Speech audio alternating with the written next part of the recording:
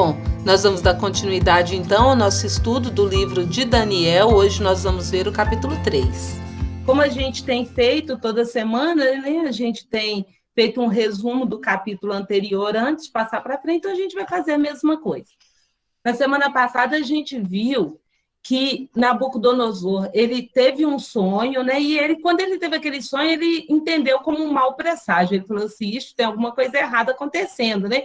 E aí ele exige que os sábios, os adivinhos ali do reino dele, que façam a interpretação do sonho, mas para não ser enganado, ele falou assim, vocês têm que me contar o que eu sonhei e a interpretação do sonho.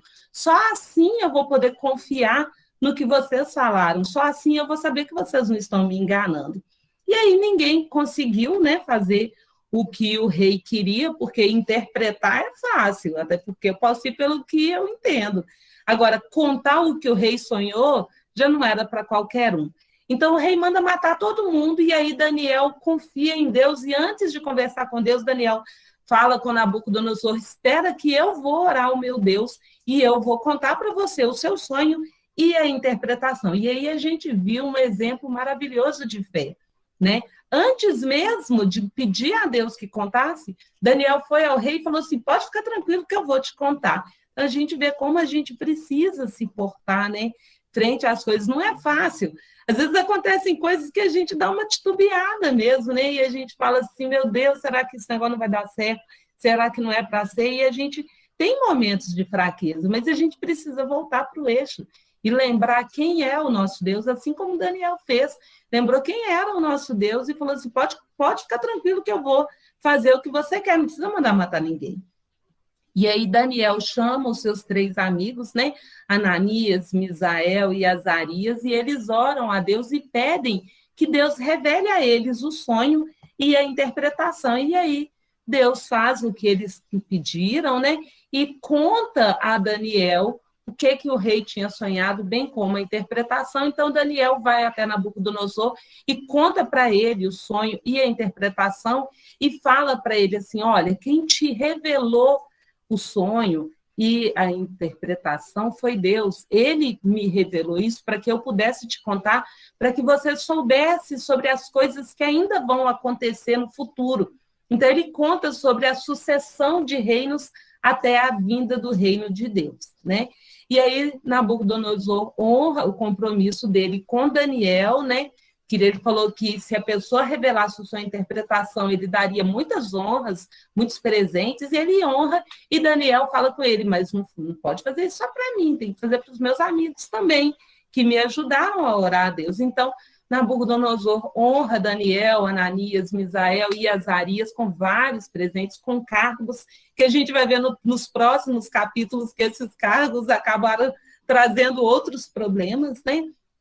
E naquele momento, Nabucodonosor reconhece o nosso Deus como soberano. Ele fala assim, olha, esse é o Deus verdadeiro, o Deus que pode interpretar, que pode revelar ações, revelar visões, contar coisas que ainda vão acontecer, que é o que a gente precisa fazer. Quando a gente enxerga as maravilhas que Deus faz nas nossas vidas, a gente precisa reconhecê-lo como Senhor, como Salvador, como o único Deus verdadeiro, né?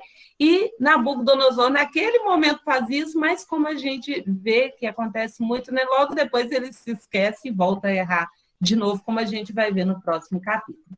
Então, é isso que a gente vai ver hoje, né? No capítulo 3, a gente vai falar sobre a fornalha de fogo ardente, que é uma frase assim que resume todo esse capítulo.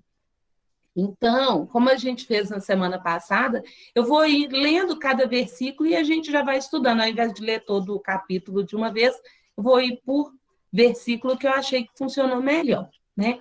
Então, no versículo 1 do capítulo 3, traz que o rei Nabucodonosor fez uma imagem de ouro que tinha 60 côvados de altura e 6 côvados de largura, levantou-a no campo de Dura, na província da Babilônia. Então, primeira coisa, para a gente entender esse versículo, a gente tem que saber o que é um côvado, né? Um côvado, então, era uma medida muito usada pelos babilônios, pelos egípcios, pelos hebreus, que correspondia à medida entre o cotovelo e a ponta do dedo médio do imperador, né? Então, a gente sabe que isso é em torno de 52 centímetros.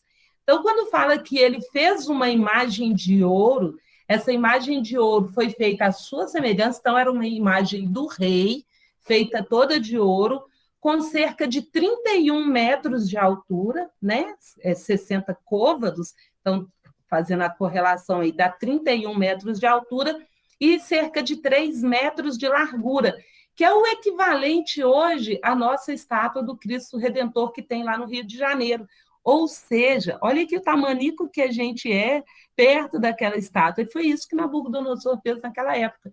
Uma estátua gigantesca para falar assim, olha, eu sou o maioral, né? Olha, preciso dizer, naquela época, uma estátua desse tamanho, toda feita de ouro, a sua imagem e semelhança. Ele queria falar que ele era o Todo-Poderoso. Então, no versículo 2, né?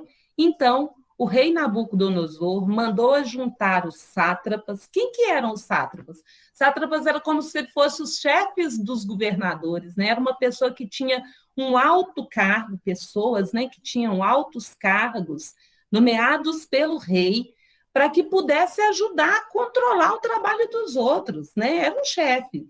Só que era um chefe muito bem pago, para quê? Para garantir que ele faria bem o trabalho dele e que ele permaneceria fiel ao rei. Então, o rei Nabucodonosor mandou ajuntar os sátrapas, os prefeitos, os governadores, os juízes, os tesoureiros, magistrados, conselheiros e todos os oficiais das províncias para que viessem à consagração da imagem que o rei Nabucodonosor tinha levantado. Então, o que ele fez foi mandou reunir todo mundo que tinha um pouquinho de poder que fosse. Ele mandou reunir todo mundo ali no campo. Para quê? Para que viessem a um evento público para consagrar a imagem, como se fosse uma inauguração da imagem. E aí ele falou assim, eu quero todo mundo aqui. Então, versículo 3. Se ajuntaram os sátrapas, prefeitos, governadores, juízes, tesoureiros, magistrados, os conselheiros e todos os oficiais das províncias para a consagração da imagem que o rei Nabucodonosor tinha levantado. E estavam, então, em pé diante da imagem que Nabucodonosor tinha levantado. Então, você está falando aqui que vieram todos para participarem daquela consagração, daquela inauguração da imagem do rei. Estava todo mundo em pé ali diante daquela grande imagem, né? O versículo 4. Nisto, o arauto, o que é arauto? Arauto é aquela pessoa, aquele mensageiro, né? Que vem das notícias solenes, as mensagens do rei para o povo, né? Então, lembra quando nasceu o príncipe lá da Inglaterra, que vem um mensageiro ler a mensagem da rainha contando, né, que o príncipe nasceu. Então é isso, o arauto é aquela pessoa que vem transmitir a mensagem do rei. Então, nisto, o arauto apregoava, ou seja, ele falava, né, em alta voz, ordena-se a vós outros, ó povos, nações e homens de todas as línguas. Então, o arauto falou assim, olha, o que eu vou falar agora é uma mensagem do rei, e essa mensagem serve para todo mundo, todos os povos, nações, independente de que língua que você fala, o que o rei vai mandar agora, você tem que cumprir. Então, olha o que o arauto falou, que continha na mensagem do Nabucodonosor. Versículo 5. No momento em que ouvirdes o som da trombeta, do pífaro, da harpa, da cítara, do saltério, da gaita de foles e de toda sorte de música, vos prostrareis e adorareis a imagem de ouro que o rei Nabucodonosor levantou. Então, o que ele falou, o arauto falou, é que na mensagem do rei estava falando que na hora que tocasse qualquer tipo de música, ele falou um monte de nome aí de instrumento musical, mas no final ele fala, qualquer música que tocar, vocês devem prostrar e adorar a imagem de ouro do rei Nabucodonosor. Ou seja, todo mundo, independente de a que povo pertencia, que língua que falava, todo mundo deveria se prostrar e adorar a imagem, não tinha exceção. E aí no versículo 6 fala que qualquer que se não prostrar e não a adorar, será no mesmo instante lançado na fornalha de fogo ardente. Então falou assim, olha, quem desobedecer essa ordem do rei, quem não prostrar e adorar a imagem, vai ser lançado para queimar na fornalha de fogo ardente. Era muito comum ter essas fornalhas, né? Porque era onde fazia cozimento dos tijolos, das telhas, né? Naquela época. Então, era muito comum existir. E era muito comum também que o rei usasse essas fornalhas para sacrificar pessoas, como a gente vai ver daqui a pouquinho. Eu trouxe uma passagem mostrando isso.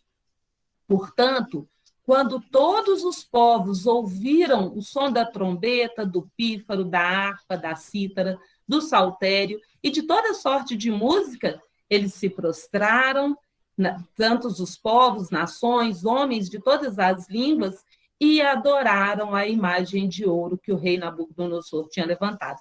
Então, na hora que tocava qualquer tipo de música, todo mundo se prostrava e adorava aquela grande imagem, né, do Nabucodonosor. Ora, no mesmo instante se chegaram alguns homens caldeus e acusaram os judeus. Lembra que eu falei no capítulo anterior? Caldeu era babilônico, né? Para falar que eram os babilônios. Então, gente, os babilônicos vieram na mesma hora, em tom de fofoca, contar para o rei, denunciar que tinha alguns judeus que não estavam cumprindo a ordem do rei. E eles disseram ao rei Nabucodonosor: ó rei, vive eternamente, bajulando o rei, porque ia fazer uma fofoca, né? Tu, ó rei, baixaste um decreto pelo qual todo homem que ouvisse o som da trombeta, do pífaro, da harpa, da cítara, do saltério, da gaita de foles e de toda sorte de música, se prostraria e adoraria a imagem de ouro. Então, eles lembram o rei do decreto. Falam assim, ó, você fez um decreto. E no decreto estava muito claro que todo mundo, quando ouvisse a música, deveria se prostrar e adorar a imagem que o rei mandou fazer de ouro. E qualquer pessoa que se não prostrasse e não adorasse, seria lançado na fornalha de fogo ardente. Então, a punição para quem te desobedece, você mesmo colocou lá no decreto, é que eles seriam lançados na fornalha para queimar. Porém, aí eles continuam falando, né? Esses homens lá, bajuladores do rei, continuam falando. Há uns homens judeus que tu constituíste sobre os negócios da província da Babilônia, Sadraque, Mesaque, Abidnego. Estes homens, ó rei, não fizeram caso de ti. A teus deuses não servem, nem adoram a imagem de ouro que levantaste. Então, gente, olha, esse versículo aqui é extremamente cheio de detalhe. Eles estão denunciando que Sadraque, Mesaque e Abidnego, aqueles três judeus, Ananias, Misael e Azarias, lembra que a gente falou que eles ganharam novos nomes babilônicos, né? Então, esses homens foram lá bajular o rei e falar assim, olha, Ananias, Misael e Azarias estão te desobedecendo, né? Eles não estão adorando, servindo os seus deuses e nem adorando a sua imagem. E aí eu quero chamar uma atenção para isso aqui, olha, esse pedacinho aqui, olha, que esses três homens são aqueles que você constituiu sobre os negócios da província da Babilônia. Lembra que no capítulo 2 a gente viu lá no final que quando o rei honra Daniel com um monte de presentes, dá um cargo para ele, porque ele tinha feito, né, a interpretação do sonho, Daniel fala para o rei assim, olha, mas não foi só eu sozinho, não. Ananias, Misael e Azarias me ajudaram, então você tem que presenteá-los também. E o rei deu cargos altos para esses três. Então, a gente vê aqui a inveja, né, imperando. Esses homens vieram denunciar Ananias, Misael e Azarias porque eles estavam em cargos de poder ali no rei. Embora eles fossem judeus, né, deveriam estar como escravos no reino, eles estavam ali servindo ao rei em altos cargos. Então, a gente percebe aqui a inveja desses homens denunciando Ananias, Misael e Azarias, e já falando, olha, não esquece que você baixou um decreto falando que quem desobedecesse ia morrer. Então, você fala assim, ó, pode matar esses três, porque eles te desobedeceram. Então, Nabucodonosor, irado e furioso, mandou chamar Sadraque, Mesaque e Abidnego, os três judeus, né? Ananias, Azarias e Misael, E aí trouxeram estes homens perante o rei. Então, os soldados foram lá, buscaram esses 3 judeus e trouxeram na presença do rei. Falou Nabucodonosor e lhes disse: é verdade, ó Sadraque, Mesaque e Abidnego, que vós não servis a meus deuses, nem adorais a imagem de ouro que eu levantei? Então, a gente vê aqui uma incredulidade do Nabucodonosor. Ele falou assim: é verdade que vocês me desobedeceram? Logo vocês, né, que eu dei cargo, que eu estou cuidando. Ele achava que estava cuidando, né? E vocês me desobedeceram, é verdade? Agora, pois, estáis dispostos, né? E quando ouvirdes o som da trombeta, do pífaro, da cítara, da harpa, do saltério, da gaita de foles, prostrai-vos e adorais a imagem que fiz, porém, se não a adorardes, sereis lançados no mesmo instante na fornalha de fogo ardente. E quem é o vosso Deus, né, que vos poderá livrar das minhas mãos? Então, esse versículo aqui também tem um tanto de coisa. A gente percebe que o Nabucodonosor tentou dar uma segunda chance para eles. Falou assim: ó, gente, espera aí, vocês estão arrependidos? Vocês querem passar a adorar, né, a servir aos meus deuses, passar a adorar a minha imagem? Porque se quiser, tudo bem, é isso que ele fala aqui, olha. Porém, se vocês não passarem a adorar os meus deuses e a minha imagem, vocês serão lançados no mesmo instante na fornalha de fogo ardente, né? E aí, ao erro do Nabucodonosor, né? Ele pergunta: quem é o Deus que vos poderá livrar das minhas mãos? Então, ele não acreditou que Deus poderia livrar os seus servos das suas mãos, né? E aí, gente, a gente vê nesse livro de Daniel um tanto de mensagens assim, né? Exemplos, né, para como a gente deve viver, né? Então, olha a resposta de Sadraque, Mesaque e Abidnego ao rei: ó Nabucodonosor, quanto a isto, não necessitamos te responder. Então, gente, quando as pessoas questionam a gente: quem é o seu Deus? É o nosso Deus, é o soberano, é aquele que nos guia, nos cuida, mesmo que às vezes aconteçam coisas nas nossas vidas que não nos agradam, que a gente gostaria que fosse diferente. Deus está no controle de tudo. Se Ele permite que alguma coisa aconteça, é para o nosso bem. Às vezes é para fazer a gente voltar para o caminho certo, às vezes é para às vezes acontece uma coisa que é ruim na minha vida, mas é para beneficiar uma outra pessoa que precisa muito. Então, a gente precisa confiar em Deus e não precisa ficar dando satisfação, falando para os outros quem é o nosso Deus. Se eles estão duvidando, a gente deve mostrar com os nossos exemplos, a gente deve falar de Deus. Mas quando Sadraque, Mesaque e Abidnego foram questionados: quem é o seu Deus? Ele pode te livrar? Você fala assim: olha, quem é o meu Deus? Eu não preciso te responder. Olha que lindo esse versículo também. Se o nosso Deus, a quem servirmos, quer livrar-nos, ele nos livrará da fornalha de fogo ardente e também das tuas mãos, ó rei. Então, eles falaram assim: olha, o nosso Deus é o Todo-Poderoso. Se ele quiser, ele vai nos livrar, tanto da fornalha quanto das tuas mãos. Porém, se Deus não quiser nos livrar, se estiver nos planos deles que a gente queime ali naquela fornalha, fica sabendo, ó rei, que não serviremos a teus deuses, nem adoraremos a imagem de ouro que levantaste. Então, olha que exemplo. Eles falaram assim: olha, o meu Deus, ele pode me livrar, eu sei que ele pode tudo. Mas se não tiver nos planos dele nos livrar da fornalha, nem das tuas mãos, fique sabendo que nós vamos pagar o preço. A gente prefere morrer queimado na fornalha do que passar a servir a falsos deuses ou adorar uma imagem de ouro do rei. Então, Nabucodonosor se encheu de fúria e, transtornado o aspecto do seu rosto contra Sadraque, Mesaque e Abidnego, ele ordenou que se acendesse a fornalha 7 vezes mais quente do que se costumava. Então, Nabucodonosor ficou tão revoltado com aquela resposta, porque, olha, o rei confrontou 3 dos seus servos, falando assim: quem é o seu Deus? Se eu quiser, eu mando te queimar lá, vocês vão queimar. E eles falaram assim: olha, a gente não precisa prestar satisfação para você de quem é o nosso rei, não. Se o nosso Deus, se Deus quiser, ele nos livra. Mas se ele não quiser, a gente prefere queimar do que servir a seus deuses. O rei ficou muito nervoso, muito revoltado. E tanto é que ele mandou acender a fornalha para queimar os 3, mas ele falou assim: olha, eu quero que acenda essa fornalha 7 vezes mais quente do que normalmente a gente faz, que é para não dar chance para esses 3. Pode acender e mandar jogar os 3 lá. E aí, né, como eu tinha falado lá atrás, essa era uma punição comum. Eu trouxe até uma passagem que está lá em Jeremias 29, 22, que a gente vê que era comum os reis mandarem queimar a gente ali na fornalha.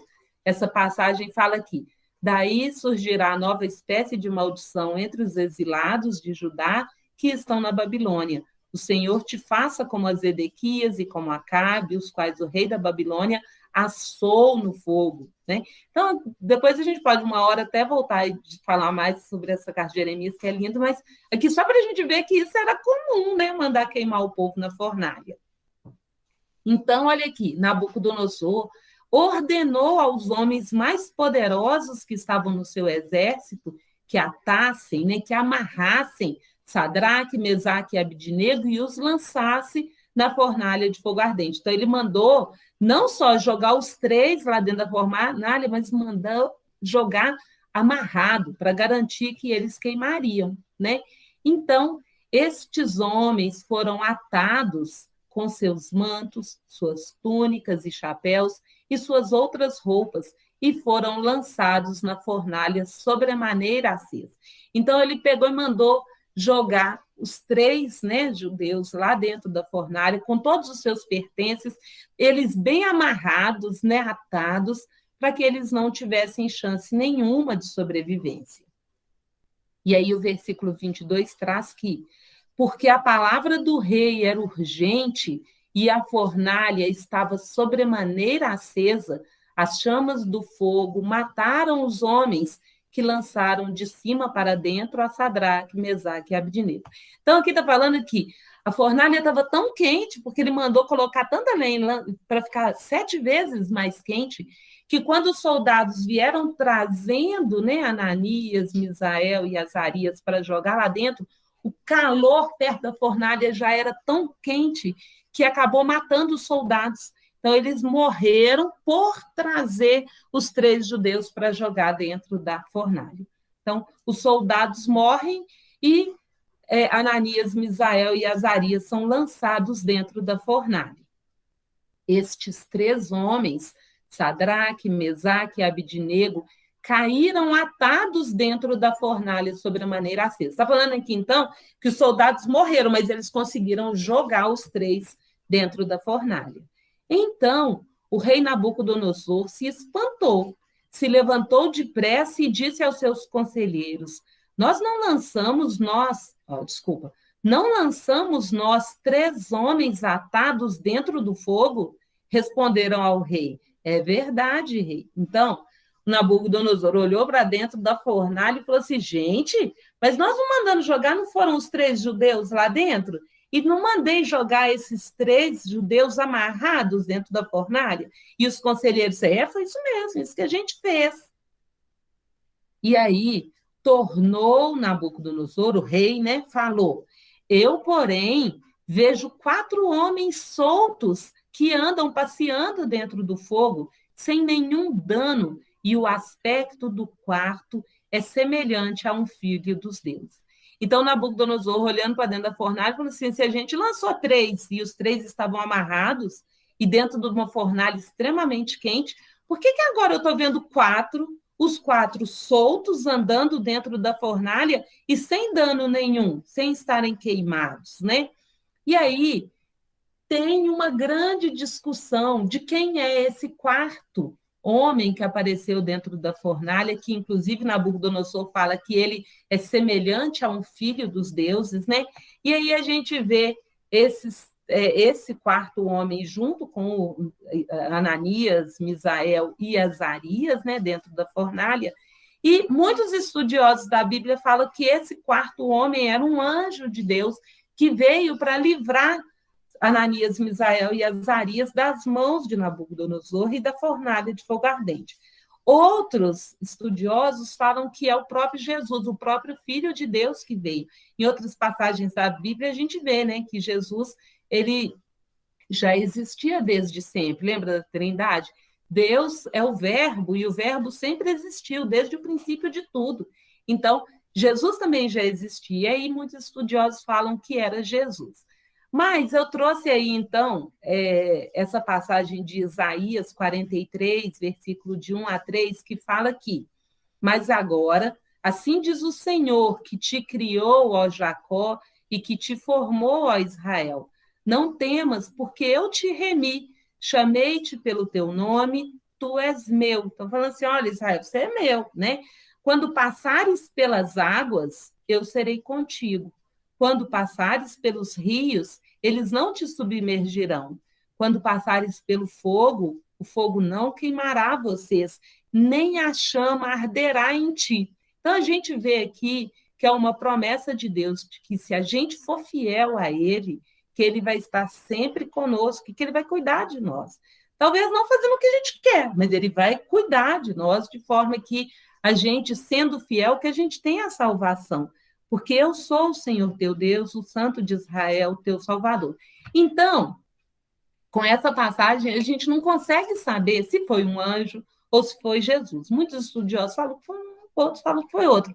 Mas não importa, eu penso assim, não importa se foi um anjo ou se foi o próprio Jesus que veio para livrar Ananias, Misael e Azarias da fornalha de fogo ardente e das mãos de Nabucodonosor.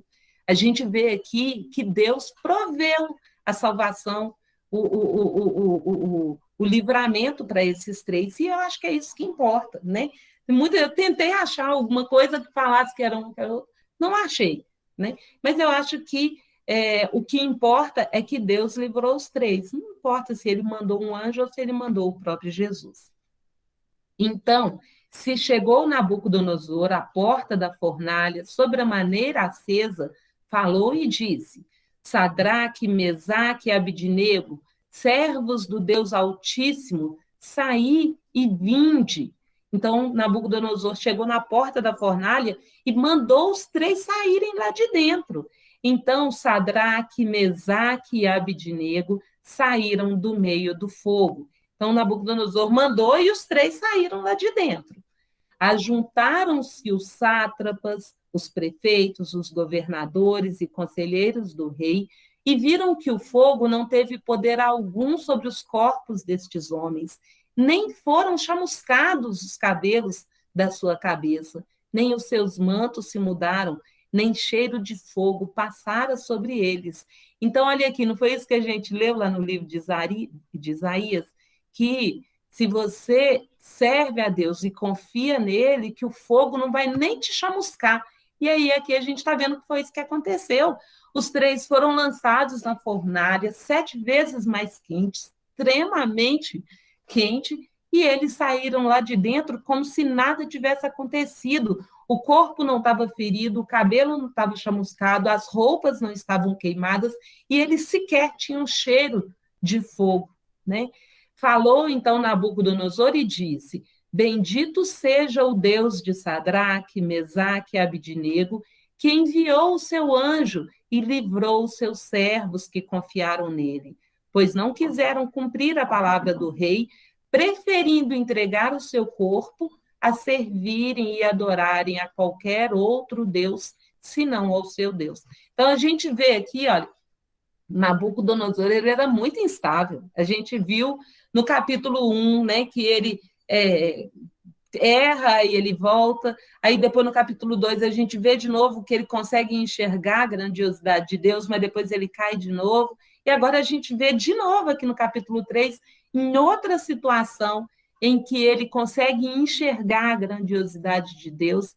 Ele vê que por seus servos serem muito fiéis a Deus e preferirem morrer a servir a outros deuses ou adorar uma imagem, que Deus veio e acabou livrando os seus servos, né, das mãos de Nabucodonosor e também da fornalha. Então, Nabucodonosor reconhece isso, a grandiosidade de Deus àqueles que lhe são fiéis, né?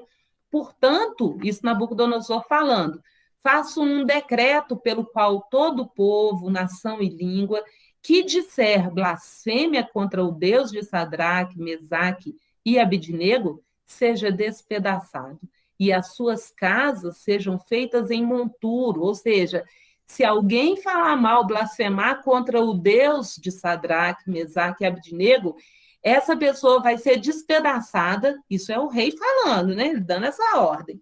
E as suas casas virarão um monte de lixo, porque não há outro Deus que possa livrar como este. Então, a gente está vendo aqui Nabucodonosor reconhecendo a grandiosidade de Deus, né? E dando ordem para que ninguém blasfemasse contra o Deus. Então, o rei fez prosperar a Sadraque, Mesaque e Abidnego na província da Babilônia. Então, ele acaba honrando esses três, né? Por enxergar que eles foram fiéis a Deus e que eles eram homens retos, né? Ele acabou, então, dando outros presentes, outras honras para esses três. E aí, como a gente tem feito sempre, né, um resuminho rápido aqui do que a gente aprendeu com esse capítulo, a gente vê que a gente precisa sempre crer e confiar em Deus. Ele vai suprir as nossas necessidades, ele vai fazer aquilo que a gente precisa, né? Não, nem sempre vai agradar a gente, mas ele vai fazer sempre o melhor para nós. A gente não pode duvidar disso. Se ele quiser, ele pode nos livrar de tudo, de qualquer coisa. Mas se estes não forem os planos de Deus, a gente precisa estar dispostos a queimar na fornalha de fogo ardente. A gente precisa estar dispostos a cumprir aquilo para o qual Deus nos designou, aquilo que ele mandou para a gente passar. E a gente precisa fazer isso com alegria. Não estou falando que é fácil, né, gente? Todo mundo tem suas dificuldades, todo mundo tem seus momentos de fraqueza. Mas a gente precisa estar em oração constante para que esses momentos de fraqueza eles não nos deixem cair na fé, que sejam momentos passageiros e que a gente consiga logo, né, voltar e enxergar a grandiosidade de Deus e que ele vai prover o que a gente necessita. O nosso modo de viver pode servir de testemunho para que outras pessoas também venham a crer em Deus. Então, a gente tem que cuidar disso, né, de como a gente vive, para que a gente dê um testemunho fiel da grandiosidade do nosso Deus. E aí, o nosso próximo encontro, né, vai ser no dia 26 de junho, a gente vai ver o capítulo 4, outro capítulo lindo, eu adoro esse livro de Daniel, né, toda vez eu falo isso, que o capítulo próximo é lindo, mas é mesmo. A gente vai ver um outro sonho do Nabucodonosor, né, em que ele sonha com uma grande árvore. A gente viu Nabucodonosor de novo agora, enxergando a grandiosidade de Deus, a gente vai ver que ele vai cair de novo, né? E aí a gente vai ver esse sonho que ele teve e a interpretação desse sonho, que é muito lindo.